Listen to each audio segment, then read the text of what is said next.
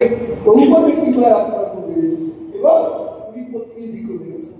ভক্তিচরণ মহারাজ, জয়প্রতাপ মহারাজ, রাধানাথ স্বামী, গোপাল কৃষ্ণ মহারাজ, শুভক মহারাজ, এরা প্রতিনিধি যে তোমরা আমার মাস্ট ক্যারি আউট রেজিস্ট্রেশন, তোমরা আমার এই কথা পালন করো। তাই আমরা গুরু পরম্পরা আছে।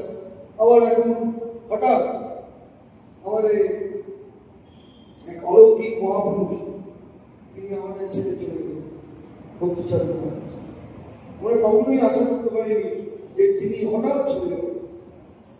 এত প্রচন্ড তিনি তীক্ষ্ণ বুদ্ধিমত্তা, এত সুন্দর তার কণ্ঠ, এত সুন্দর তাকে দেখতে যে আমি 8 বছর আগে যখন এসেছিলাম মহারাজ সঙ্গে আমার ঘুরে ঘুরে দেখালেন, মহারাজ আপনি তো বিশাল কাজ করেছেন, প্রভুপাদে ইচ্ছা পূরণ করেছেন। নিশ্চয়ই কুম্ভ মেলা হয়, তোমার এখানে এই আশ্রম আছে,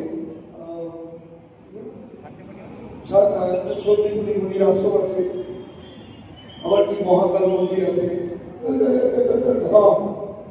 হ্যাঁ, কারণ যেখানে কুম্ভ মেলা হয়, উজ্জয়িনীতে হয়, প্রয়াগে হয়, হরিদ্বারে হয়, আর নাসিকে হয়। এই 4টে জায়গায় কুম্ভ মেলা। এই তো 2027 সালে এখানে কুম্ভ মেলা, লক্ষ লক্ষ কোটি কোটি লোক আছে। তো মহারাজের মন্দিরে সুতরাং আমরা প্রভুপাদ থেকে কিছু এক মিনিট নষ্ট করতে চাই। I did not waste a single moment in my life. এই সময়ের অনেক দাম আছে, এটা কিন্তু ভুলবেন না। আমরা ওনার থেকে শিখেছি। দেখতে ভবিষ্যতের মনে সারাদিন অনুবাদ করে চলছে, প্রভুপাদ সারাদিন অনুবাদ করে চলছে, জয়প্রকাশ মহারাজ সারাদিন বিচার করে চলছে, গোপাল কৃষ্ণ মহারাজ তার খাওয়ার সময় নেই বিচার করে চলছে, রাধারমণ মহারাজ তার সারাদিন বিচার, তার কখনো নিজের কথা চিন্তা করে না। তারা 5 জন লোককে উদ্ধার করার জন্য ভগবান তাদের পাঠিয়েছেন।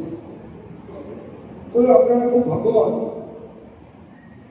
যে আপনারা ইসলামের গীতা পড়েন, ওটাই পড়বেন, কোনো বই পড়ার দরকার নেই। এই বইটা উনি রাধা দামোদর মন্দিরে বসে লিখেছিলেন, যেখানে সনাতন গোস্বামী, রূপ গোস্বামী, কৃষ্ণদাস কবিরাজ গোস্বামী সমাধি আছে, রূপ গোস্বামীর সমাধি আছে, সনাতন গোস্বামী ওখানে যেতেই রোজ।